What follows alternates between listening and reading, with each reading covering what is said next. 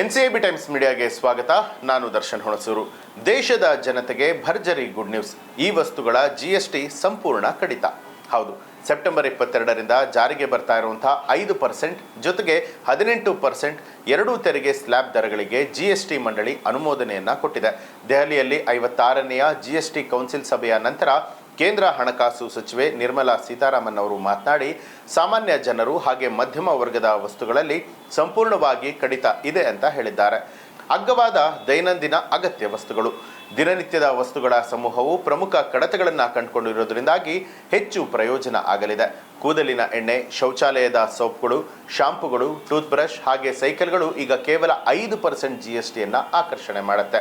ಇದು 18%ನಿಂದ ಈಗ 5%ಗೆ ಕಡಿಮೆ ಆಗಿರುವಂಥದ್ದು. ಇನ್ನು ಹಾಲು, ಪನ್ನೀರು ಹಾಗೆ ಭಾರತೀಯ ಬ್ರೆಡ್ಗಳನ್ನು ಸಂಪೂರ್ಣವಾಗಿ ಜಿಎಸ್ಟಿಯಿಂದ ವಿನಾಯಿತಿ ಕೊಡಲಾಗಿದೆ. ಅವುಗಳ ದರಗಳು 5%ನಿಂದ 0ಕ್ಕೆ ಇಳಿಸಲಾಗಿದೆ. ಇನ್ನು ನಮ್ಕಿನ್, ಭುಜಿಯಾ, ಸಾಸ್ಗಳು, ಪಾಸ್ತಾ, ಕಾರ್ನ್ಪ್ಲೇಟ್ಗಳು, ಬೆಣ್ಣೆ ಹಾಗೆ ತುಪ್ಪದಂತಹ ಪ್ಯಾಕೆಟ್ ಮಾಡಿದಂಥ ಆಹಾರ ಉತ್ಪನ್ನಗಳು 5% ಸ್ಲ್ಯಾಬ್ಗೆ ಬರುತ್ತೆ. ಇದು ತಿಂಡಿ ಮತ್ತು ಅಡಿಗೆಯನ್ನ ಹೆಚ್ಚು ಕೈಗೆಟುಕುವಂತೆ ಮಾಡುತ್ತೆ.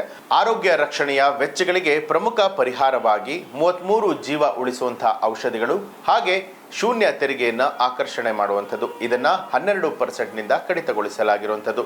ದೃಷ್ಟಿ ತಿದ್ದುಪಡಿಗಾಗಿ ಬಳಸುವಂತಹ ಕನ್ನಡಕಗಳು ಕೂಡ ತೀವ್ರ ಕಡಿತವನ್ನ ಕಾಣ್ತಾ ಇದೆ. 28%ನಿಂದ ಕೇವಲ 5%ಗೆ. ಇನ್ನು ವಾಹನ ಹಾಗೆ ವಸತಿ ವಿಚಾರ. ಜಿಎಸ್ಟಿ ಪರಿಷ್ಕರಣೆಯು ವಾಹನ ಹಾಗೆ ನಿರ್ಮಾಣ ಸಾಮಗ್ರಿಗಳ ಮೇಲಿನ ದರಗಳನ್ನು ಗಮನಾರ್ಹವಾಗಿ ಕಡಿತಗೊಳಿಸಲಾಗಿದೆ. ವಸತಿ ಮತ್ತು ಮೂಲ ಸೌಕರ್ಯಕ್ಕೆ ನಿರ್ಣಾಯಕ ಇನ್ಪುಟ್ ಆಗಿರುವಂತಹ ಸಿಮೆಂಟ್ ಈಗ 28%ನಿಂದ 18% ಜಿಎಸ್ಟಿಯನ್ನು ಆಕರ್ಷಣೆ ಮಾಡ್ತಾ ಇರುವಂಥದ್ದು. 350 ಸಿಸಿಗಿಂತ ಕಡಿಮೆ ಇರುವಂತಹ ಮೋಟಾರ್ ಸೈಕಲ್ ಹಾಗೆ ಆಟೋಗಳು ಅಂದರೆ ತ್ರಿಚಕ್ರ ವಾಹನಗಳು, ಸಣ್ಣ ಕಾರುಗಳ ಮೇಲೆ ಈಗ 28%ನಿಂದ 18% ತೆರಿಗೆಯನ್ನು ವಿಧಿಸಲಾಗುತ್ತೆ. ಬಸ್ಸುಗಳು, ಟ್ರಕ್ಗಳು ಹಾಗೆ ಆಂಬ್ಯುಲೆನ್ಸ್ಗಳಂತಹ ದೊಡ್ಡ ಪ್ರಮಾಣದ ವಾಹನಗಳು ಕೂಡ 18% ಸ್ಲ್ಯಾಬ್ ಅಡಿಯಲ್ಲೇ ಬರುತ್ತೆ. ಆದರೆ ಎಲ್ಲ ಆಟೋಗಳ ಬಿಡಿಭಾಗಗಳನ್ನು ಒಂದೇ ದರದಲ್ಲಿ ಏಕೀಕರಿಸಲಾಗಿದೆ. ಇನ್ನು ಐಷಾರಾಮಿ ಸರಕು ಉತ್ಪನ್ನಗಳಿಗಾಗಿ ವಿಶೇಷವಾಗಿ 40% ಸ್ಲ್ಯಾಬ್ ಅನ್ನು ಕೊಡಲಾಗ್ತಾ ಇರುವಂಥದ್ದು. ಹೆಚ್ಚಿನ ಸರಕುಗಳು ಅಗ್ಗವಾಗಿದ್ರೂ ಕೂಡ ಸೂಪರ್ ಐಷಾರಾಮಿ ಉತ್ಪನ್ನಗಳಿಗೆ ಪ್ರತ್ಯೇಕವಾಗಿ 40% ಹೊಸ ವಿಶೇಷ ಸ್ಲ್ಯಾಬ್ ಅನ್ನು ರಚಿಸಲಾಗಿದೆ.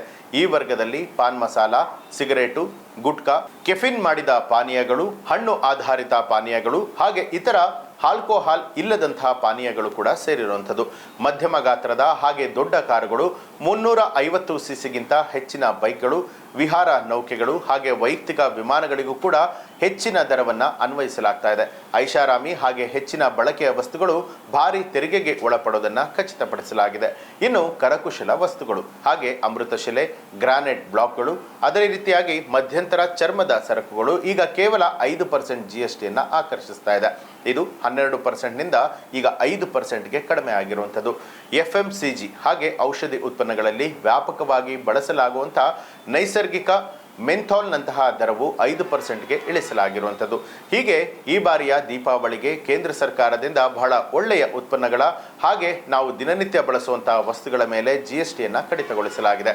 ಈ ಬಗ್ಗೆ ನಿಮಗೆ ಏನನ್ಸುತ್ತೆ ಅನ್ನೋದನ್ನು ಕಮೆಂಟ್ ಮಾಡಿ ತಿಳಿಸಿ. ಹಾಗೆ ನೀವು ಇನ್ನೂ ಕೂಡ ನಮ್ಮ ಚಾನಲನ್ನು ಸಬ್ಸ್ಕ್ರೈಬ್ ಮಾಡಿಲ್ಲ ಅನ್ನುವಂಥದ್ದಾದರೆ ಈಗಲೇ ಸಬ್ಸ್ಕ್ರೈಬ್ ಮಾಡಿ ಬೆಲ್ ಐಕಾನ್ ಒತ್ತಿ.